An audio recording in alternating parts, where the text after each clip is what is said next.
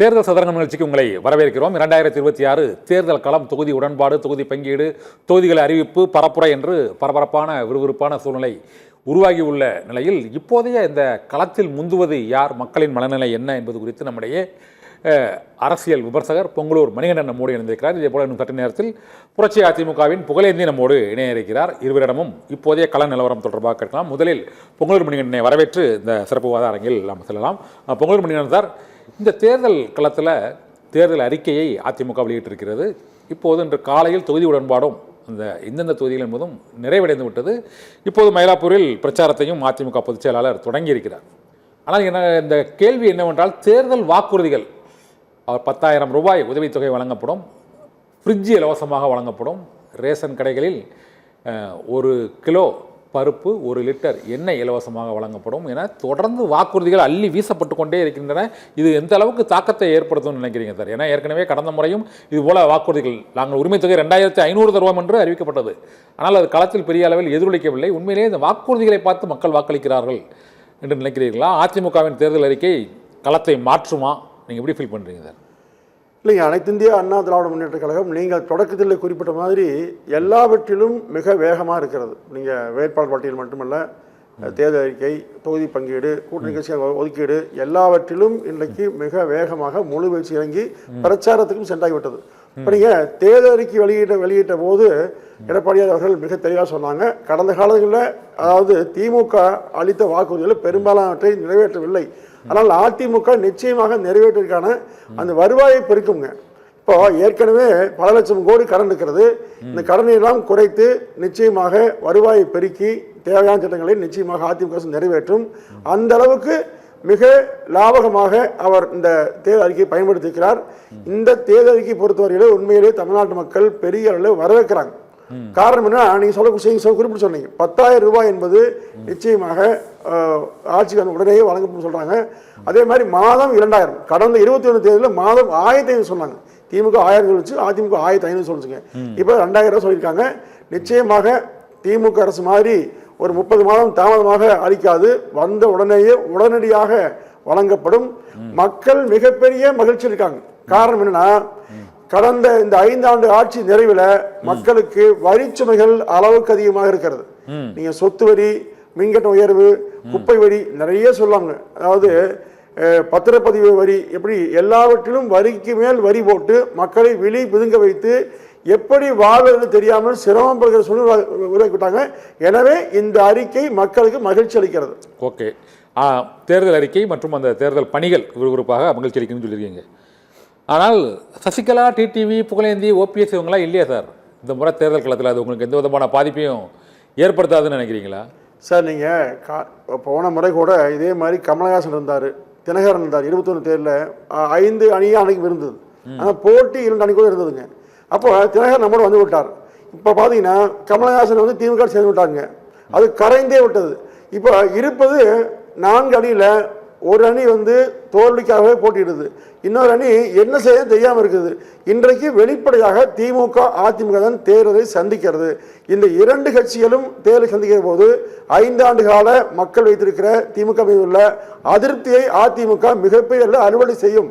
ஏன்னா 2016-17 பிறகு திமுக ஆட்சி வருகிற நாள் வரையிலும் அதிமுக மிகச்சிறப்பான ஆட்சியை கொடுத்ததுங்க. 4 ஆண்டு காலத்தில் மிகச்சிறப்பான ஆட்சி. கொரோனா காலகட்டத்தில் கூட மக்கள் 21 ஆட்சி மாற்றம் ஏற்பட்டது, மிகச்சிறப்பான ஆட்சி தான் கொடுத்தீங்க சார். அதான் இல்லை சார், அன்னைக்கு 10 ஆண்டு கால ஆட்சிக்கு பிறகு திமுக வைத்து குற்றச்சாட்டுகள், அவர்கள் பொய்யான வாக்குறுதி, மக்கள் நம்புறாங்க உண்மையிலேயே. ஆனால் அவர்கள் ஆட்சிக்கு வந்த பிறகு அளித்த வாக்குறுதியை நிறைவேற்ற முடியாமல் அதனால சிரமப்படுறாங்க.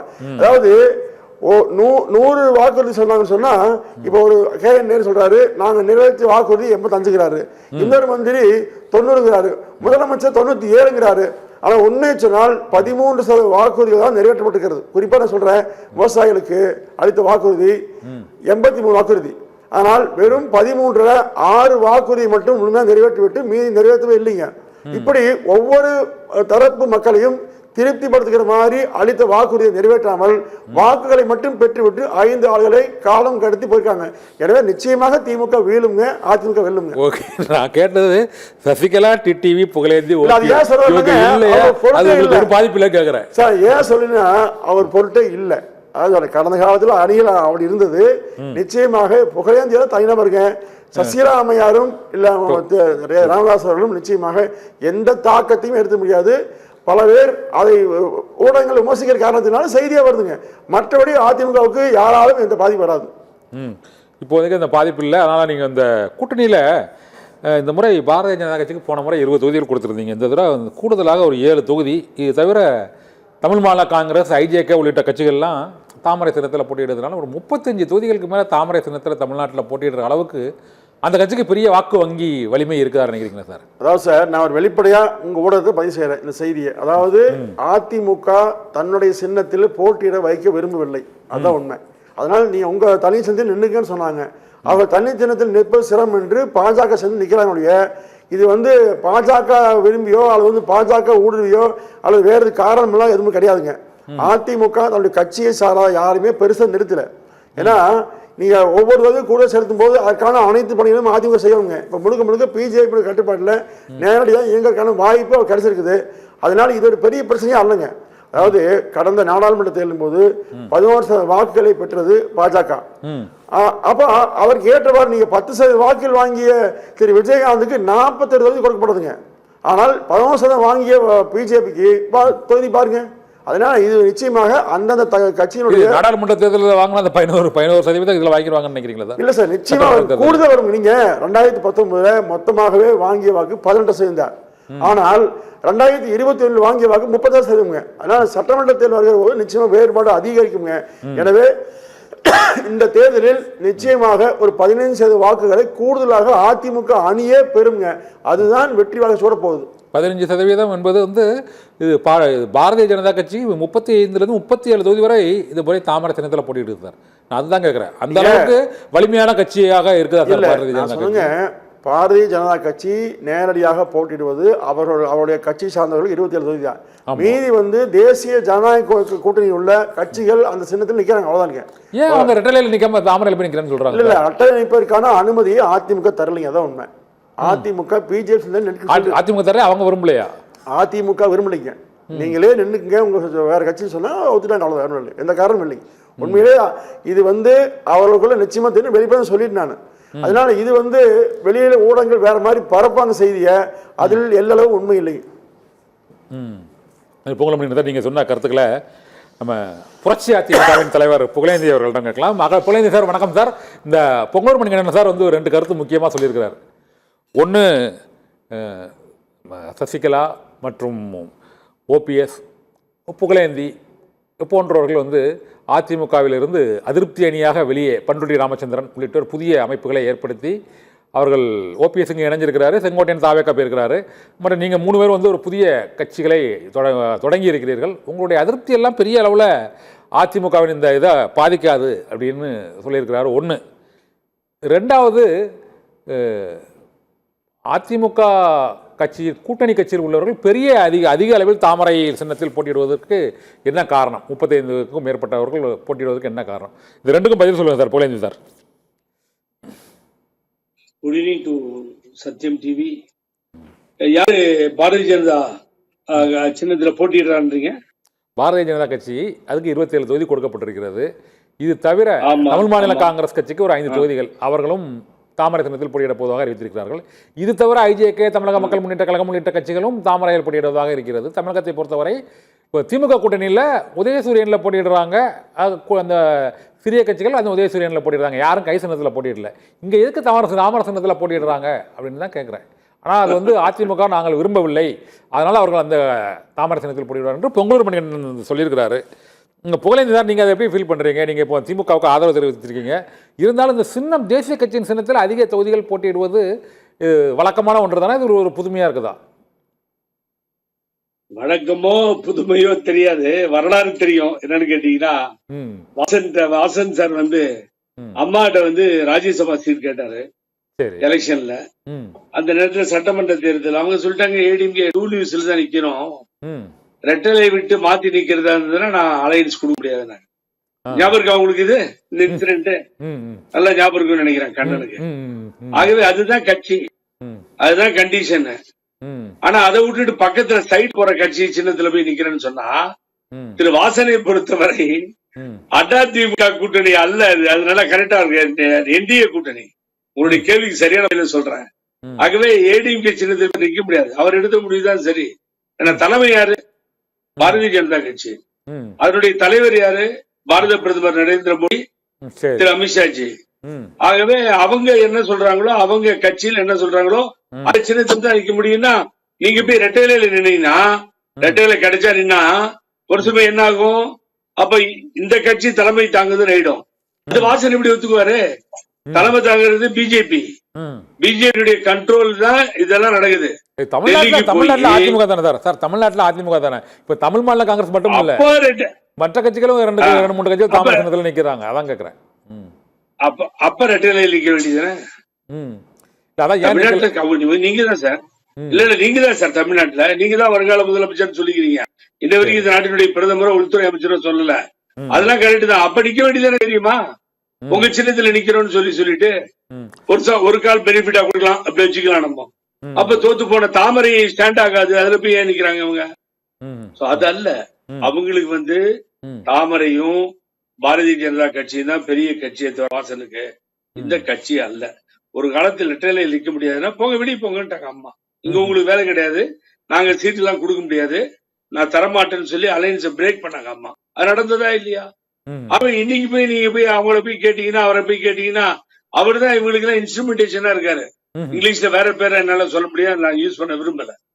ஆகவே அவர் தான் தொடர்பு எல்லாத்துக்கும், இதெல்லாம் பண்றதுக்கு. நான் சார் கட்சிக்காரன் இல்லையா சார் தூக்கி போய் அன்புமணி ராமதாஸுக்கு ஒரு ராஜ்யசபா கொடுக்கறது? இங்க ஏடிஎம்கே காரங்க தொண்டர்கள் மற்றவர்கள் இல்லாம போயிட்டாங்களா? காலங்காலம் இதுதான் சார் நடக்கும் கட்சியில. உங்களுக்கு எடப்பாடியில ஓட்டு வரணும், எப்படியா ஜெயிக்கணுங்கிறதுக்காக ஒரு ராஜ்யசபா சீட்டை தாரமாக்குறது என்னங்க நியாயம்? இது கொஞ்சம் பீரியட் இருந்தது இல்ல சிவி சண்முகத்துக்கு. இப்ப என்னதுக்கு போய் சட்டமன்றத்துல நிக்கிறது? அப்ப இதெல்லாம் ஒரு தொண்டை முதல்ல நீங்க ரிசைன் பண்ணா 6 மாநில 5 வருஷம் போச்சுங்க. 5.5 வருஷம் போச்சு. 7.5 years gone. நான் இன்னும் 1.5 வருஷத்தை வைத்திலிங்க காணாம பண்ணாரு. அவர் 5.5 வருஷத்தை பண்ணாரு. இதெல்லாம் அதிமுகவுடைய ஒழுங்குமுறைகளா? நியாயமானதா? ஏடிஎம்கே திட்டங்கள்லாம் போன தடவை வாஷிங் மிஷின் ஒரு நிமிஷம். அவர்கள் நாடாளுமன்ற உறுப்பினர் இருந்த போதே சட்டமன்றத்துக்கு போட்டி செஞ்சாங்க. இது அந்தந்த கட்சியான்னு சொல்லி முடிவுன்றதா? இதோ புதுசாக இல்ல. நீங்க சொல்ல தவறான கருத்துங்க. அது ஏற்கனவே ஒரு கண்ணன் தான் ஒரே ஒரு எக்ஸாம்பிள் சொல்லுங்க. அது மாதிரி நான் அம்மா இருக்கும் பொழுது சட்டமன்றத்துல போய் நின்றுட்டு இருந்தேன். இன்னும் ராஜ்யசபா 2 வருஷம் இருக்கு, நடுவுல போய் சட்டமன்றத்துக்கு நின்றதெல்லாம் ஒரு எக்ஸாம்பிள் சொல்லுங்க. ஆனா இப்ப தெரியும். சரி புகழேன் சார், இது இருக்கட்டும் சார். அந்த அதிமுகவோட அந்த தொகுதி ஒதுக்கீடு இருக்கட்டும். இந்த இப்போதைக்கு இந்த தேர்தல் கள நிலவரம் என்பது திமுக அதிமுக கூட்டணிக்கு இடையே தான் அந்த போட்டி இருப்பதாக தெரிகிறது. அங்குதான் ராயப்பேட்டை அதிமுக அலுவலகத்திலும் இங்கே அறிவாலயத்திலும் தான் கட்சிகள் தொகுதி பங்கீடு, வேட்பாளர்கள் தேர்வு, மற்றபடி தொகுதி ஒதுக்கீடு, செய்தியாளர் சந்திப்பு என அந்த தேர்தலுக்கான முஸ்தீபுகள் இந்த 2 கட்சிகள் தான் இருக்கிறது. ஆனால் பொதுவாக களத்தில் அது 4 முனை போட்டி, மும்முனை போட்டி என்பதெல்லாம் இப்போதும் இன்றும் அந்த கள நிலவரம் அப்படிதான் இருக்குதா? இருமுனை போட்டியா, மும்முனை போட்டியா, 4 முனை போட்டியா? காங்கிரசினுடைய தலைவர் தமிழ்நாடு அவரை போய் அங்க கூப்பிட்டு வச்சு பேசி அப்சர்வர் வந்தாரு. அவரை திராவிட முன்னேற்ற கழகம் அழைத்து பேசி இங்க முடிவு பண்றாங்க. டெல்லியில போய் அப்படி விட்டாங்க. யாரையாவது நீங்க வாங்க, நீங்க வந்தாதான் நாங்க பேச முடியும்னு திராவிட முன்னேற்ற கழகம் எதிர்பார்க்கிறதா? இல்ல அங்க போய் கூப்பிட்டு வந்தாங்களா? ஐயா வாங்க எங்க ஆபீஸுக்கு வாங்கன்னு சொல்லி நான் தான் சொன்னேன். அந்த ஆபீஸ்ல ஒண்ணுமே நடக்கிறதே இல்ல, இது இழுத்து போயிடுங்கன்னு சொன்ன உங்களுக்கு நல்லா தெரியும். அதுக்கு பின்னாடிதான் இது நடக்குது. எது நடக்குது? எல்லாத்தையும் உள்ள கூப்பிட்டாச்சு. இப்ப தினகரன் டெய்லி உள்ள கூப்பிட்டுக்குவாங்களா? 2 நாளைக்கு சைன் பண்ற வரைக்கும் 3ஆவது நாள் உள்ள எல்லாம் விட மாட்டாங்க தினகரனை. எனக்கு தெரியும் அங்க என்ன நடக்கும்னு. இப்ப வந்தார் போனார், ஏர்போர்ட்ல இருந்து நான் ரிசீவ் பண்ண அன்னைக்கே தலைமை கழகத்துள்ளார போக முடியலையே. ஆகவே இவங்க எல்லாம் விழுங்க பாக்குறாங்க. அண்ணா திமுகன்னு சொன்னவர் தானே திரு எடப்பாடி பழனிசாமி அவர்கள். அது அல்ல, தலைமை என்பது தடுமாறுகிறது. நான் அன்புக்குரிய மணிகண்டன் நான் என்ன சொல்றேன்னு சொல்லி சொன்னீங்கன்னா, இப்ப எடப்பாடி பழனிசாமி சொல்றதெல்லாம் சிவி சண்முகம் கேட்க மாட்டார். சிவி சண்முகம் சொல்றதுதான் எடப்பாடி பழனிசாமி கேட்கணும். நான் நிக்கிற மையத்துல நீ நடுவுல பேசாத, நீ இந்த 2 விஷயம் இருந்தா பரவாயில்ல, நான் தான் கண்டெஸ்ட் பண்ணுவேன், நீ நடுவுல பேசினா வேற மாதிரி ஆயிடும் அப்படின்னு சொல்லி யாராவது ஒரு லேடி பேர் கள நிலவரம் எப்படிதான் இருக்கு? இப்ப தேர்தல் கள நிலவரம் உங்களுக்கு நல்லா தெரியும். இப்போ அது இருமுனை போட்டியா மாறிட்டா விஜய் ஃபேக்டர் என்னவா இருக்கு? எனக்கு கண்ணன் சார் மேலதான் கோவம். என்னன்னா இருமுனை போட்டின்றீங்கல்ல, களத்துல ஏதோ அவங்க இருக்கிற மாதிரியும் அவங்க ஏதோ ஃபைட் பண்ண போற மாதிரியும் மக்கள் ஏதோ பழனிசாமி தலைமை ஏற்று ஓட்டு போற மாதிரியும் நீங்க கேக்குற கேள்வியே தவறான சார். அம்மா இருக்கும் பொழுது தேமுதிகவுக்கு விஜயகாந்த் அவர்களுக்கு கேப்டன் விஜயகாந்த் கூட்டு 42-43 சீட்டை கொடுத்தேன். உங்களுக்கு கொடுத்த பின்னாடி தேர்தல் என்னாச்சு? திராவிட முன்னேற்ற கழகம் 3வது இடத்துக்கு போயிடுச்சு. அப்ப தேமுதிக 2வது இடத்துக்கு வந்துருச்சு. எதிர்கட்சியா விஜயகாந்த் எதிர்கட்சி தலைவர் ஆனார். இதெல்லாம் வரலாறு நம்ம பார்த்தோம். சட்டமன்றத்துல என்ன நடந்தது போனது அதே மாதிரிதான் நடக்க போகுது. தேர்தல்ல நடக்குதா இல்லையா பாருங்க. என்ன எதிர்கட்சி தலைவர் யாரு வருவாங்க? எதிர்கட்சி தலைவர் காங்கிரஸ் வரும். காங்கிரஸ் அதே கூட்டணி தான் ஸ்வீப் பண்ணும். சரி, இல்ல அதே கூட்டணி ஸ்வீப் பண்ணி காங்கிரஸ் எதிர்கட்சியா வரும். சரி, அது காங்கிரஸ் தான் மக்கள் முடிவு பண்ணுவாங்க. இப்போதைக்கு நான் கேட்கறது போட்டி இருமுனை போட்டி தானா? விஜய் ஃபேக்டர் என்னவா இருக்கு? அதான் இல்லன்ற கிடையவே கிடையாது சார். இருமுனைக்கு எல்லாம் இங்க இடமே கிடையாது. இருமுனை போட்டி எல்லாம் கிடையாது. டெபாசிட் வேணாதான் இருமுனை. இங்க டெபாசிட் வாங்க மாட்டாங்க. நீங்க என்ன கிராஸ் பண்ணாலும் இந்த நடக்க போகுது தமிழ்நாட்டுல. ஆகவே நான் அதை பண்ண இதை பண்ண நான் வந்து ஃப்ரிட்ஜ் கொடுப்பேன். எங்க இருந்து ஃப்ரிட்ஜ் கொடுத்துருவீங்க? சாரி, ஏற்கனவே வாஷிங் மிஷினை கொடுத்தேன்னு சொன்னது யாரு? சொல்லுங்க சார், தெரியாம கேக்குறேன். அப்போ 1000 ரூபாய் கொடுக்க முடியாதுன்னு சொன்னது யாரு? அப்ப 2000 ரூபாய் கொடுக்கணும்னு மேனிபெஸ்டோல சொன்ன யாரு? அப்புறம் 5000 ரூபாய் அக்கௌண்ட்டுக்கு போட்டுடுச்சு. நீங்க அவருடைய ஸ்டைல் படி சொன்னா விடிய அரசு விடிஞ்சது அக்கௌண்ட்ல 5000 ரூபாய் பணம் இருக்கு. 10,000 தராங்க. நீங்க நினைச்சு பாருங்க. ஜெயிச்சா 10,000 தராங்கிறாரு. அது சொல்லிட்டே போக வேண்டியதான் ரோட்ல. நான் 10,000 தரேன், 20,000 தரேன், 30,000 தரேன் அப்படின்னு. 4 வருஷமா பண்ணல. இல்ல இருங்க ஐயா இருங்க. 4 வருஷமா ஏன் கொடுக்கல? அம்மாவுடைய திட்டங்கள்லாம் இண்டிவிஜுவாலிட்டி, அதாவது வந்து தனிப்பட்ட மனிதனுக்கு பயன்படுற மாதிரி அத்தனை திட்டங்களை கொடுத்தாங்கல்ல. 4 வருஷங்களா என்னத்தை கொடுத்தீங்க? ஒரு லேப்டாப் சிஸ்டம் இருந்ததா? தாலிக்கு தங்கம் அது மாதிரி ஒரு திட்டம் இருந்ததா? இது சைக்கிள், அது இது, எஜுகேஷன், பென்ஷன், அரிசி இந்தியாவில இல்ல, நம்ம தான் சார் கொண்டு வந்தோம். ஒண்ணுமே பண்ணாம இப்ப நான் வந்ததும் பண்றேங்கன்னா அதனாலதான் போன தடவை உங்களை மக்கள் நம்பல. இந்த சார் இந்த எலெக்ஷன் மேனிபெஸ்டோ விட போன தேர்தல் அறிக்கையை எடுத்து தயவு செஞ்சு உட்காந்து பாருங்க. ரொம்ப பயங்கரமா இருக்கு அந்த தேர்தல் அறிக்கை. பாத்தீங்கன்னா நீங்க அதுல ஏகப்பட்ட சலுகைகளை கொடுக்குன்னு சொல்லி ஏற்கனவே பொன்னையன் தலைமையில் அதை போட்டு மக்களோட நம்பலையே. இப்ப மாத்திரம் எங்க நம்ப போறாங்க? இப்ப திடீர்னு ஜெயிச்சிருவாங்களா இவங்க? புகழேந்தர் நான் புகழ்மணி போயிட்டு வரேன். புகழ்மணி சார், இப்போ அவர் புகழேந்தர் சார் என்ன சொல்றாருன்னா, இப்போ போட்டி வந்து அவர் விஜய் ஃபேக்டரை பத்தி இப்போ ஒண்ணுமே சொல்லலை, மௌனம். ஏன்னா அதற்கு முன்பு திமுக விஜய்க்கு தான் போட்டி என்று கொஞ்சம் திமுகவுக்கு ஆதரவு தெரிவிப்பதற்கு முன்பு புகழேந்தி சார் அதை சொல்லிட்டு இருந்தாரு. இப்போதைக்கு பார்த்தா திமுக காங்கிரஸ் தான் எல்லாமே களத்தில் இருக்குது, பார்த்தா யாருமே களத்தில் இல்லை அப்படின்னு புகழேந்தி சார் சொல்றாரு. நீங்க என்ன பாக்குறீங்க? விஜய் ஃபேக்டர் என்னவா இருக்குன்னு நினைக்கிறீங்க? அதிமுக இதா இருந்தாலும் சார், அவர் கண்ணன் சார் அவருடைய விருப்பம் அப்படித்தான் இருக்கணும், அப்படித்தான் இருக்கும். ஏன்னா அவர் வந்து அதிமுகவை எதிர்ப்பவர், புரட்சி அதிமுக ஆரம்பிச்சு திமுகவை ஆதரிப்பவர். எனவே அவர் வந்து இல்லைங்க எடப்பாடி தலைமையில் இருக்கிற அணிதா வெல்லும் சொல்ல முடியுங்களா? சொல்ல முடியாது. எனவே இதெல்லாம் கள நிலவரம் எப்படி இருக்கு? மக்கள் தான் இறுதி எஜமானர். மக்கள் கையில எல்லாமே இருக்குது. மக்கள் தெளிவா இருக்காங்க. இந்த ஆட்சி வீட்டுக்கு அனுப்பப்பட வேண்டும் என்பதில் நீங்களும் நான் இல்லை, ஒட்டுமொத்த தமிழ்நாட்டு மக்களும் தயாரா இருக்காங்க. 2021 தேர்தல் அறிக்கையில் இது போல வாக்குறுதிகள் வழங்கப்பட்டது. 75 இடங்கள் பெற்றவங்க 2 லட்சம் வாக்குகள் மட்டுமே குறைவாக பெற்று ஆட்சி இழந்தோம் என்பது கண்கூடா தெரிஞ்ச விஷயம்ங்க. இந்த முறை திமுக மீதுள்ள அதிருப்தி வாக்குகளே அளவுக்கு அதிகமாக வரப்போகுது. வலிமையான கூட்டணி, வெறும் எண்ணிக்கை மட்டும் இல்ல, வாக்கு வங்கி உள்ள கட்சிகள் எல்லாம் அதிமுக இருக்கிறது. நிச்சயமாக அறுதி பெரும்பான்மை பெற்று அதிமுக ஆட்சி அமைக்குங்க. அதே மாதிரி கூட்டணி கட்சிகளும் நிச்சயமாக மிகப்பெரிய அளவில் வெற்றியை பெற போகுதுங்க. திமுக அதிமுக முன்னணியில் இருக்குன்னு சொல்றீங்க. இப்போ இந்த விஜய் நாம் தமிழர்லாம் களத்தில் இருக்கிறாங்களா இல்லையா? நீங்க எப்படி ஃபீல் பண்றீங்க சார்? அவங்க எல்லாம் இப்போ சீமான் எடுத்துக்கங்க, அவர் வந்து வெற்றி பெற போறது அவருக்கே தெரியும், நம்ம எல்லாத்துக்கும் தெரியும். அவர் ஜெயிக்க போறதுல இல்லை, ஒரு வாக்கு சேர்த்து வாங்குவார், அவ்வளவுதான். விஜய் வந்து வேட்பாளருக்கு உண்மையில ஆள் இல்லைங்க, ரொம்ப கஷ்டப்படுறாங்க. அதாவது எனக்கு நேரடியா தெரிஞ்ச பல நண்பர்கள் சொல்றாங்க 2 கோடி ரூபாய் பணம் கொண்டு வந்து கொடுங்கன்னு சொல்றாங்க. இப்ப வேட்பாளருக்கு ஆள் இல்லைங்க, தகுதியான ஆட்களும் இல்லை. இப்ப பிரச்சாரம் மறுக்கும் வழி இல்லை. உண்மையிலே என்ன அந்த கட்சி நடத்துக்குதா அப்படிங்கிறதே இல்லைங்க. அந்த கட்சியை பொறுத்தவரையில நிச்சயமாக அந்த தேர்தல் முடிவுக்கு பிறகு அந்த கட்சி காணாமல் போகும். இப்படிதான் கமலஹாசன் கோயம்புத்தூர் போது மிக பிரமாண கூட்டம்ங்க. தமிழ்நாடு முழுவதும் பெரிய ஒரு மாற்று சக்தியே வந்தார். கடைசியில் கரைஞ்சு போனாருங்க. அன்றைக்கு வந்து பிஜேபி பி டீம் சொல்லி திமுக பேச்சு, அந்த பி டீமை தன் டீமாக மாற்றிக்கணுன்றது. அதே மாதிரி கரைந்து போகுங்க விஜய் கட்சி. எனவே விஜய் கட்சி பற்றி எல்லாம் அதிமுக கவலையப்படலைங்க. ஓகே புகழேந்தி சார், இப்போது திமுக கூட்டணியை பொறுத்தவரை அங்கு மக்கள் நீதி மையம் நாங்கள் தேர்தலில் போட்டியிடவில்லை, எங்களை வந்து உதயசூரியன் சின்னத்தில் போட்டியிடணும்னு வலியுறுத்தினாங்க, அதனால் நாங்கள் போட்டியிடல, அதனால் ஆதரவு தெரிவிக்கன்ட்டாங்க. தமிழக வாழ்வுரிமை கட்சி அந்த கூட்டணியிலிருந்து வெளியேறி இருக்கிறது. இதனால் கூட்டணிக்குள்ள பல ஆண்டுகளாக பயணித்து வரக்கூடிய கட்சிகளுக்கு ஒரு அதிருப்தியான சூழ்நிலை இருக்கக்கூடிய நிலையில் இது களத்தில் எதிரொலிக்கும்னு நினைக்கிறீங்களா சார்? போறவங்க இப்படிதான் பேசிட்டு போவாங்கன்னு அதுக்கு பதில் அந்த கட்சியுடைய பொதுச் செயலாளர் துரைமுருகன் பதில் சொல்லிட்டாரு. ஆமா, கமலஹாசன் ரொம்ப மன வருத்தம் இருக்கிறாரு. இப்ப மணிகண்டன் சொன்ன மாதிரி சார், கமலஹாசன் பொறுத்த வரைக்கும் ஒரு பிரிஸ்டீஜான ஒரு லீடர் சார். கோவையில் என்ன நடந்தது, ஓட்டுக்கெல்லாம் காசு கொடுக்க போகல அந்த மனுஷன், பாவம் தெருத்துருவா போனார், ஓட்டு கேட்டார், எப்படியும் ஜெயிச்சிருவோம்னு நினைச்சாரு. அங்க அவர் போனதால மயூரா ஜெயக்குமார் காங்கிரஸ் கேண்டிடேட் கொஞ்சம் ஓட்டுல 2000 ஓட்டு தான் வித்தியாசம் நினைக்கிறேன். அந்த 2000 ஓட்டு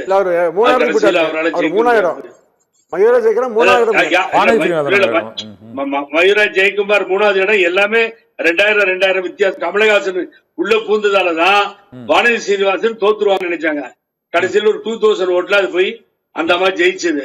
ஆகவே அன்னைக்கு அவர் வந்து ஒரு வெறுப்பான ஒரு வெளிப்பாட்டை கொண்டு வந்துட்டார். எப்படின்னா, ஐயோ இவ்வளவு கஷ்டப்பட்டு போய் இப்படி பண்ணிட்டாங்களே கூட இருந்தவங்க அப்படின்னு ஒரு ஸ்டேட்மெண்ட் எல்லாம் கொடுத்தாரு, நமக்கு ஞாபகம் இருக்கும். ஆகவே கமலஹாசனை பொறுத்தவரை ஒரு பிரிச்சிஞ்சா ஒரு முடிவு எடுக்கிறார். நான் வேண்டாங்க எனக்கு சீட்டு, நான் நிக்கல, வேண்டியது இல்லைன்றாரு. ஆகவே வேல்முருகன் 2 கேட்டு 1 தான் கொடுத்தாங்கன்னா அவர் வெளியேறிட்டாரு. இதுதான் இங்க நடந்திருக்கு. தவிர இது ஒரு சிறிய சலசப்பா தான் நீங்க எடுத்துக்கணும். நீங்க வந்து டெல்லி சொல்றத கேட்கலையா திமுக? டெல்லி சொல்றதுதான் நடக்கும். டெல்லி என்ன சொல்லுதோ அதை தான் நீங்க கேட்க முடியும். சார், காங்கிரஸ் கட்சி டெல்லியில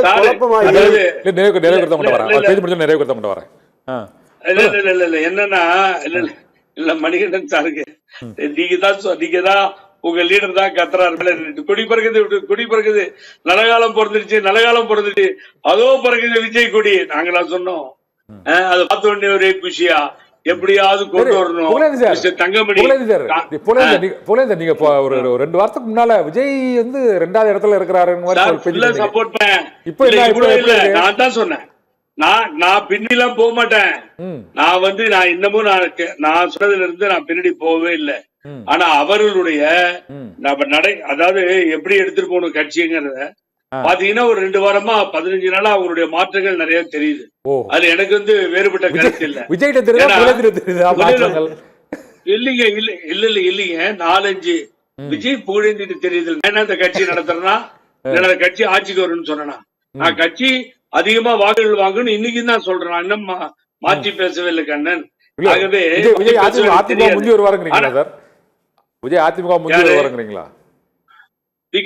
இப்ப எலெக்ஷன் நடக்க போகுது, ஏன்னா பழனிசாமி பிக்சர்லயே இல்ல.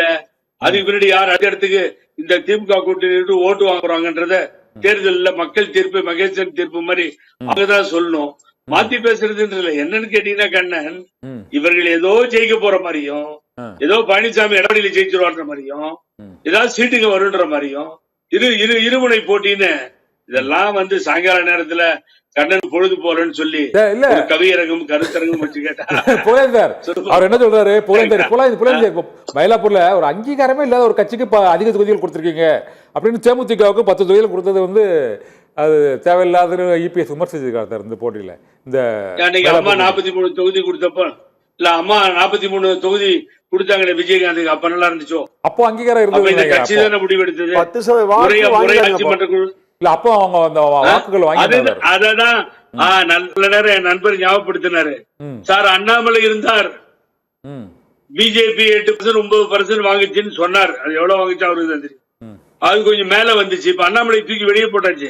இப்ப பிஜேபிக்கு ஓட்டு கிடையாது தமிழ்நாட்டுல. பாரதிய ஜனதா கட்சி வாக்கு கிடையாதுங்க, நான் ஓப்பனாவே சொல்றேன்.